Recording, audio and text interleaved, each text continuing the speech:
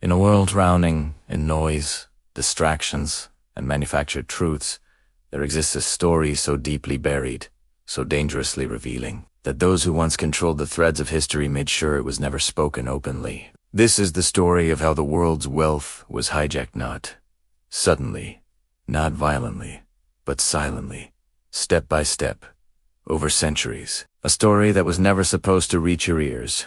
If you're here, listening, you've already stepped into a space where the truth starts to get uncomfortable. Because once you understand how money truly works, how wealth was shifted from the hands of many to the control of a few, you will never see the world the same way again. And that's exactly why this history was erased, edited, manipulated, and packaged into harmless school lessons that explain everything, yet tell you nothing. But today, the silence breaks. It begins thousands of years ago, long before banks, before nations, before the idea of wealth even existed in the way we understand it today. Back then, wealth was survival, food stored, tools crafted, land protected. Communities and tribes traded what they had to get what they lacked. There was no rich or poor, only those who had enough and those who didn't. But the moment trade began to connect villages to towns and towns to kingdoms, something changed. A new kind of power was born, the power to control exchange. The first people to understand this were not kings or warriors. They were the keepers of temples, priests, record keepers, scribes. They discovered that whoever controlled the record of exchange controlled the people. They invented clay tablets, stored grain, tracked debts, and in the process created the earliest financial system. But here is where the first hijacking happened quietly. They realized that if everyone trusted them to keep records, they could manipulate the records. Add a number here, remove a number there. Adjust supply, adjust credit, and no one could question them. Because knowledge itself was locked away quite literally in languages only they could read. Wealth was no longer physical. It had become a promise, a memory written in symbols that ordinary people could not decipher. Centuries later, kingdoms expanded, armies grew, and wars became expensive. Kings needed metal, gold, and silver to fund conquests, but there wasn't enough precious metal to sustain growing economies. So, they created coins, stamped with the king's face. People trusted the coins because they trusted the king. But trust can be engineered. This is when rulers discovered their greatest weapon, debate. They secretly reduced the gold or silver inside coins, mixing them with cheaper metals, but kept the same royal stamp on top. To the public, nothing changed, but behind the curtain, the king's treasury multiplied. The world's wealth had again been hijacked, this time by those who ruled through symbols, not swords. The cycle repeated for centuries. Empires rose and fell. Money evolved from metal to paper. But the true shift came when merchants, ordinary individuals outside royal bloodlines, became richer than kings. They controlled fleets, trade routes, goods, and credit. They operated across borders, while kings were trapped inside their kingdoms. They found the next loophole: lending to rulers. A king might rule a land, but if his wars were funded by a merchant who truly held the power, slowly, silently, the global financial elite was born. Families with no crowns built influence greater than monarchies. They realized something profound. If rulers depend on you, nations bend to your will. The next hijack was the invention of the central bank. Presented as institutions created for economic stability, their real purpose was different: to control the supply of money itself. First in Europe, then across continents, bankers discovered the ultimate form of power, the power to create money out of nothing. They lent money they did not physically possess, backed by nothing but confidence and paperwork. And nations agreed. Why? Because kings had debts. Governments had wars to fund. Countries had crises. The bankers had solutions that trapped entire nations in cycles of borrowing that could never truly be repaid. The world's wealth wasn't just hijacked, it was redesigned. A new empire was created, not with armies, but with interest rates.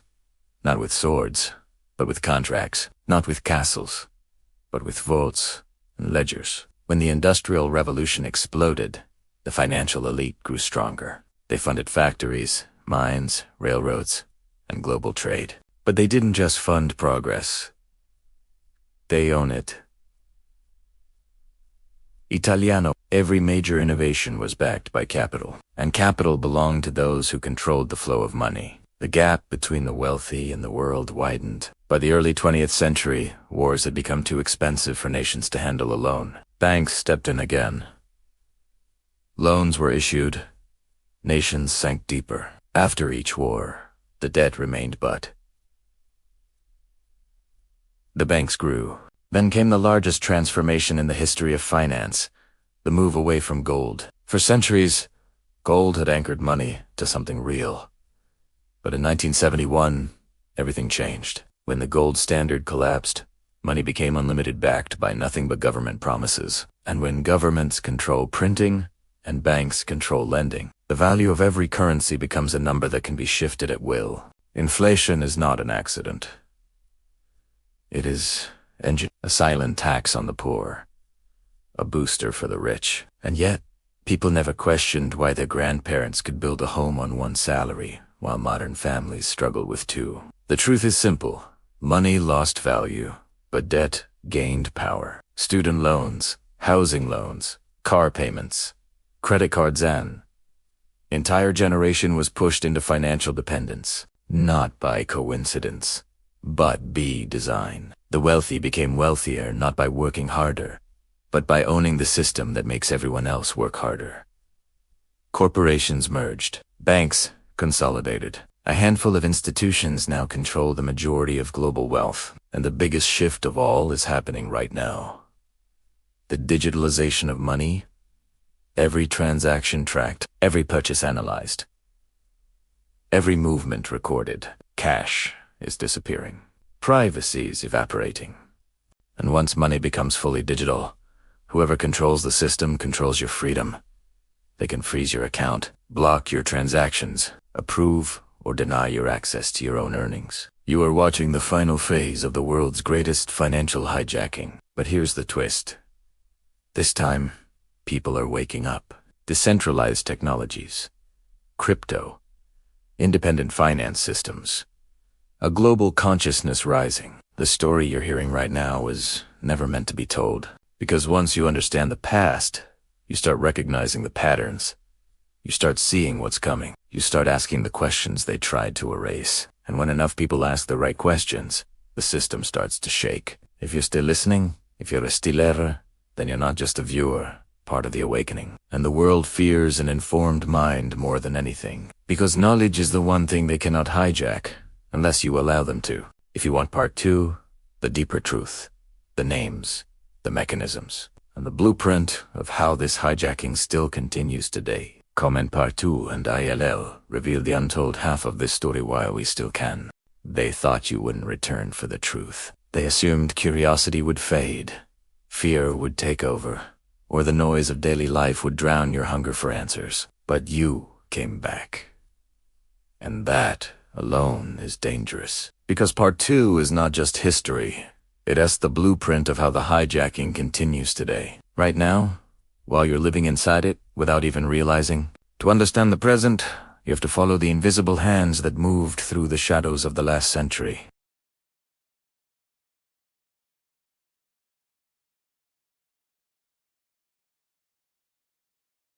Countries began borrowing endlessly. Corporations expanded globally, and an entirely new system emerged. A system not governed by kings or governments, but by institutions you never voted for, whose names you barely hear, yet who decide the fate of your job, your currency, your future. The modern hijacking begins with the creation of global financial bodies, presented as organizations that protect stability.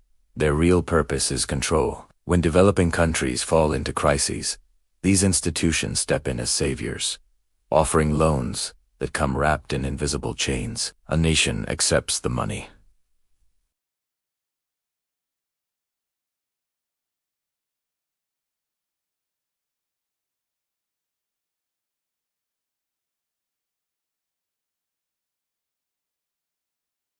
The people become poorer. The debt becomes impossible to repay.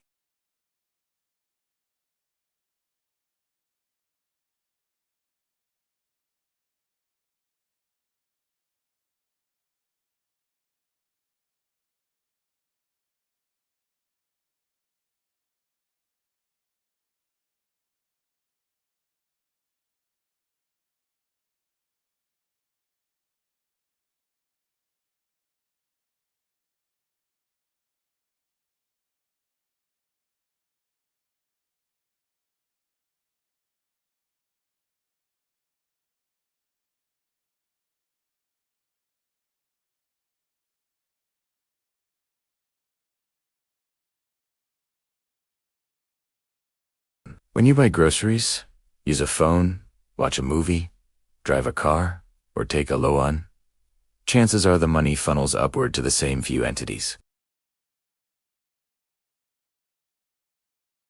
Influence over what you buy, what you watch, what you believe.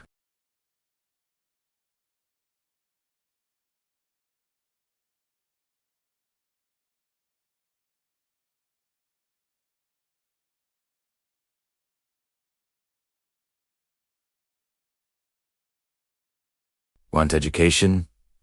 Take a loan. Want a home? Take a loan. Want healthcare? Pay monthly. Want a car? Lease it.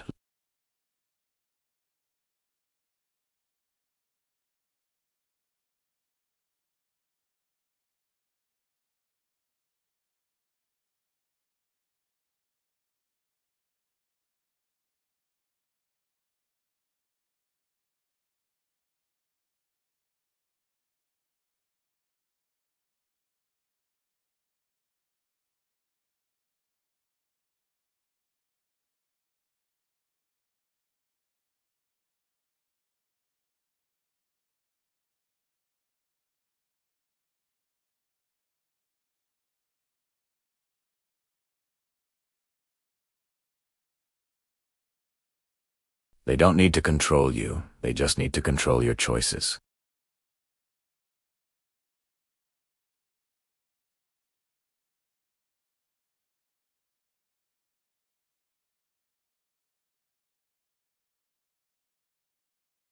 They can reward you, they can punish you, they can freeze you, all without touching you physically.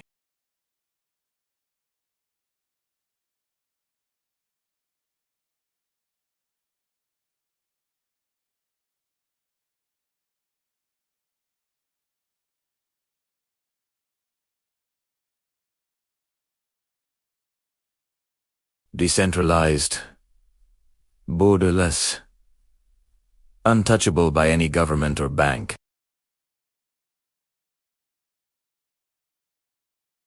Digital assets threaten the old elite. They couldn't manipulate it. They couldn't debase it. They couldn't freeze it.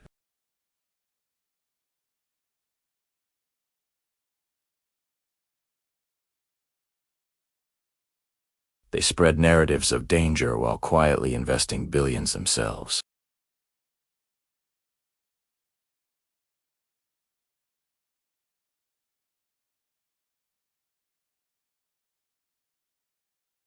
And the future won't be gold or paper. It will be digital value, programmable money, tokenized assets, borderless exchange.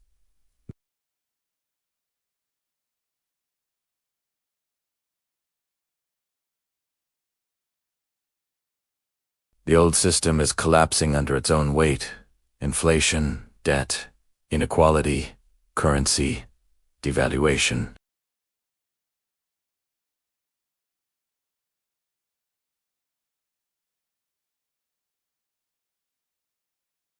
Unless you learn the rules of the new era. That's why this truth was hidden.